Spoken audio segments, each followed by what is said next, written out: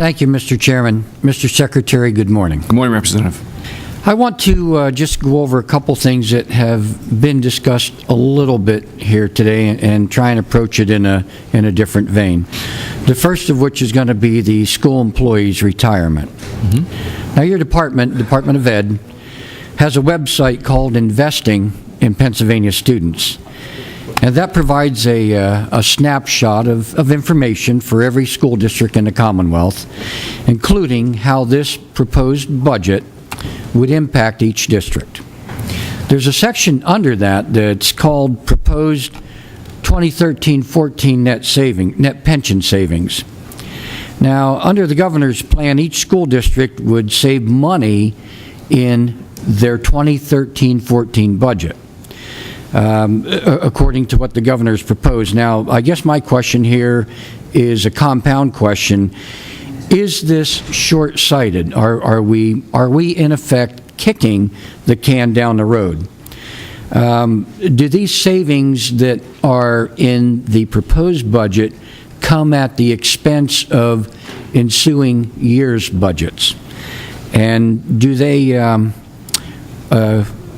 assume that the school district's employer contribution rate drops from 16.9, but until it's changed, should they still be contributing that 16.9? Well, Representative, I think that what we're trying to do is let school districts know that if the governor's budgets and the governor's proposals go forward, what they will be able to do in reallocating some of their mandated pension obligations right now. And that's no different than telling a school district what the potential more money would be when the new BEF or the new other dollars would be in place. So we're being very consistent in driving some of this discussion out. The legislature may decide and that it doesn't want to contribute $90 million like the governor does to the BEF, that it only wants to contribute $25 million, then that would be saying that, well, our articulation of what that $90 million could be to the school district is not something that the school district should pay attention to.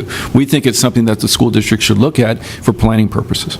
So your recommendation, bottom line, would be that they probably ought to keep contributing at the current rate, so that they prevent a disaster in the future. Well, I think what they want to do is they want to make sure that they contribute at a rate that's required under the law and under the governor's proposal. We're trying to make that a difference so that there's more money available for school districts. And the second item is, I'd like to go back to the teacher evaluation.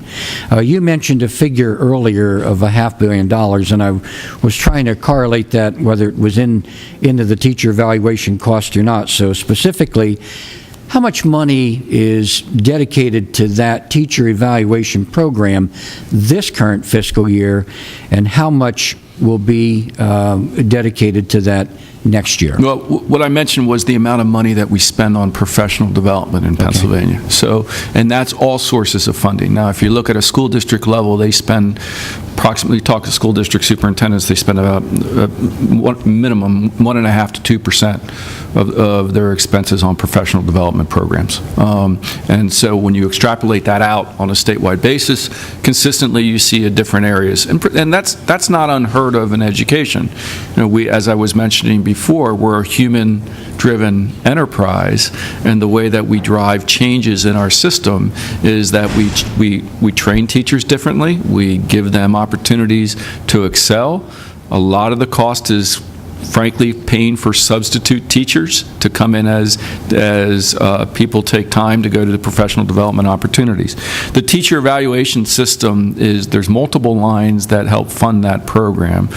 We do a lot of training of school district personnel. We do a lot of hands-on programs that we provide free of charge from the state to school districts in putting in place this evaluation system. I'm happy to break out those numbers and get them to you. And do the results look promising so far? I'm really excited about the feedback that we're getting from the field on this. One of the things that we're trying to do with the evaluation system we had an evaluation system that hadn't changed, the law hadn't changed in 40-some years. And it was a simple yes or no, satisfactory, unsatisfactory rating for telling a teacher how well they're doing.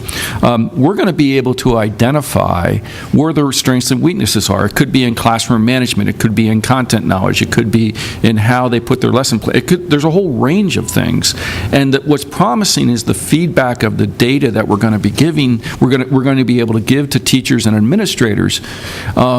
We've been doing an awful lot of groundwork, working with folks from the field in helping formulate this together. This is being headed up by my Deputy Secretary, Carolyn Dumaresque, who's testified before the House Education Committee about our work on this, and we think that's very promising. Well, thank you. I look forward to reviewing those results. Thank you. Thank you, Mr. Chairman.